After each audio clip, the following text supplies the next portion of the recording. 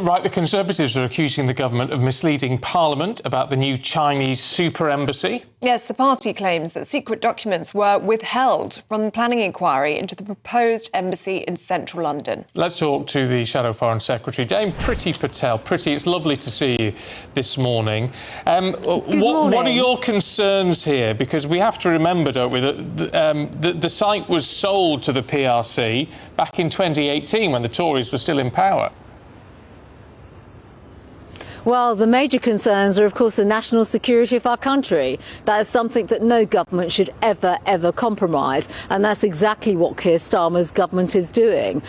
First of all, they can't be trusted with our national security. They're too busy kowtowing to China. Apparently, he's going to get on a plane to Beijing in the next few weeks. At the same time, where we've got people of Hong Kong origin in our country that are being subjected to all sorts of repression, bounties on their heads, intimidation by the Chinese authorities.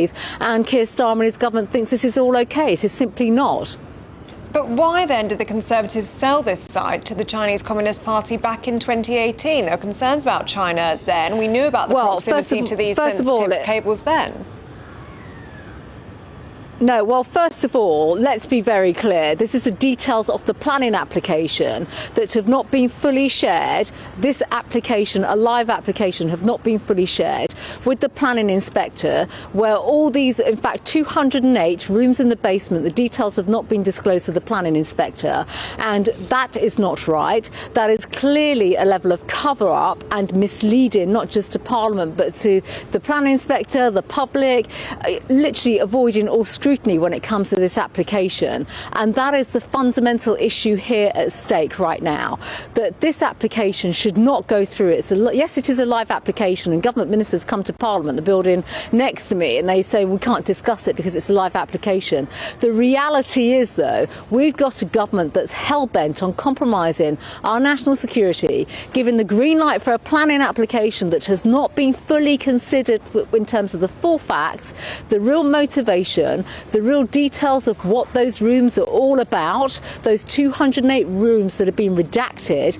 And that is what we are questioning, and rightly so, because this is about the national security of our country. Keir Starmer's government is ready to give the green light for this application because, number one, they've completely killed the British economy. He's desperate for a trade deal with China. He's going to go over to Beijing at a time when, quite frankly, relations with China should be under proper scrutiny because of the threat they pose to our country.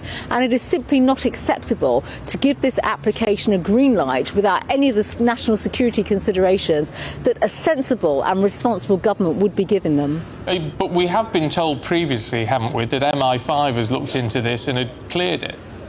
This interruption is brought to you by ExpressVPN and their New Year deal. New Year, new VPN, and a huge saving of up to 80% if you act now. You're busy planning how to get in shape, but the hackers are planning how to get into your accounts. ExpressVPN locks down your connection so you can start the year protecting your data. So scan the QR code or click the link in the description now. Well, that is allegedly what has been said. While at the same time, Steve, you will know perfectly well, we know even the United States, our greatest ally in the world when it comes to national security, a Five Eyes country, is now also expressing a lot of concern about the national security implications of this embassy, its location, the fact that the full details have not been disclosed. So we are pushing for proper transparency and disclosure in this process. And it is deeply worrying, as I said, that we have ministers that are not transparent. They're basically coming to Parliament and saying very little. They're hiding behind the planning application process. They're being dishonest when it comes to Parliament and with the British public, and they're putting our national security at risk. That is the fundamental point here. It's about the national security of our country and what this Labour government are doing to compromise that as they cuddle up to China, which is not an ally of our country, it's an adversary. The government has U-turned on mandatory digital ID. It's thought that now digital ID will be optional from 2029. Are you supportive of this U-turn? Well, I mean, it just shows what a shambolic government we have. This is U-turn number 13, and it shows that we've got a government that's full of gimmicks and just not serious about coming up with credible policies. And, you know, we campaigned against this whole digital ID alongside many of the other areas that Labour have U-turned on, whether it's a family farms tax, their constant bludgeoning off the UK economy with higher taxes, grooming gangs, you name it. They've been forced into yet another U-turn. And it just shows that this was never a serious policy. When it was announced, Keir Starmer said that it's going to stop the small boats, and it was all about illegal migration. Well, the only way you stop illegal migration is by having a strong deterrent and making sure these people don't come to our country in the first place. So I think this just shows what a shambolic government we've got. They're not serious or credible, and that Keir Starmer is just so weak, so feeble, and we just don't have credible people in this government at all, and their policies are just damaging the British interest. As Shadow Foreign Secretary, can I ask you about Iran? Obviously, we don't know what the White House is planning. We had Yvette Cooper making statements yesterday about sanctions and what the UK can do. Should we be looking at something like prescribing the IRGC? Would that be a significant move? Would that help in any way?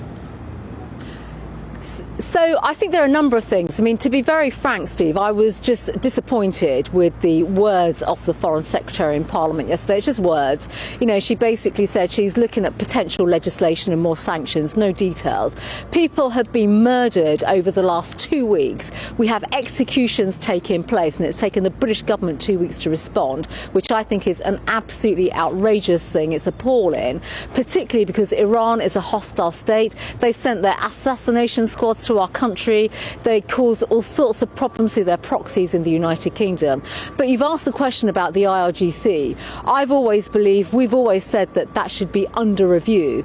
We have a Labour government that said that they would prescribe them when they're in opposition, and I have asked the Foreign Secretary very clearly what is stopping them from doing that. What new evidence and information is there about prescription that might be holding them back? So we'll be challenging on them on this, and that's the right thing to do.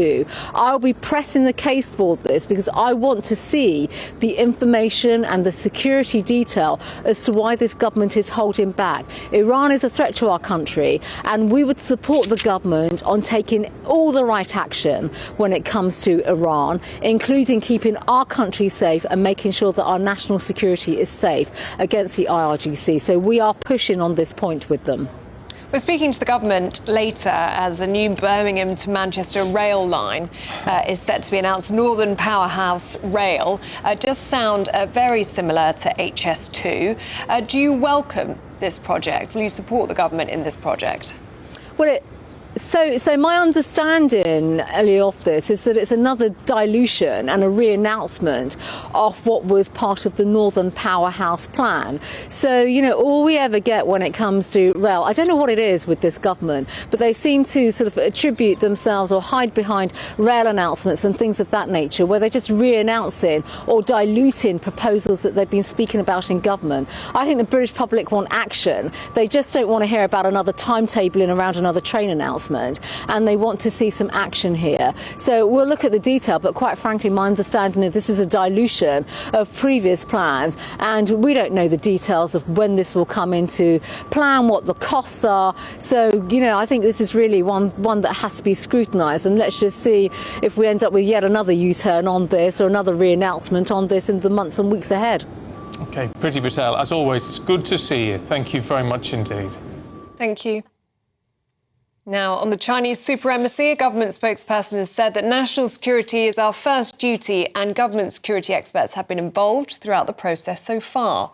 As the Home Office and Foreign Office have previously set out, all the security implications of the planning application have been identified and addressed. An independent planning decision will be made by the Secretary of State for Housing, Communities and Local Government in due course. How can it be independent if it's made by the Secretary of State? Well, the final sign-off, yeah. And actually a number of Labour MPs have written Steve Reed, who is Housing Secretary, to say they don't want to see this plan approved. It just seems there are so many concerns about it. You just, I think, at least put the pause button on and look again at this. I know the Chinese won't be very happy about that, but Just seem a little bit odd. Well, 200 and odd secret rooms? 208 rooms, and one of those rooms is just 1 metre away from those sensitive data cables carrying financial information from the City of London to the rest of the world. I mean, please. It's a big red flag, isn't it? It is a red flag.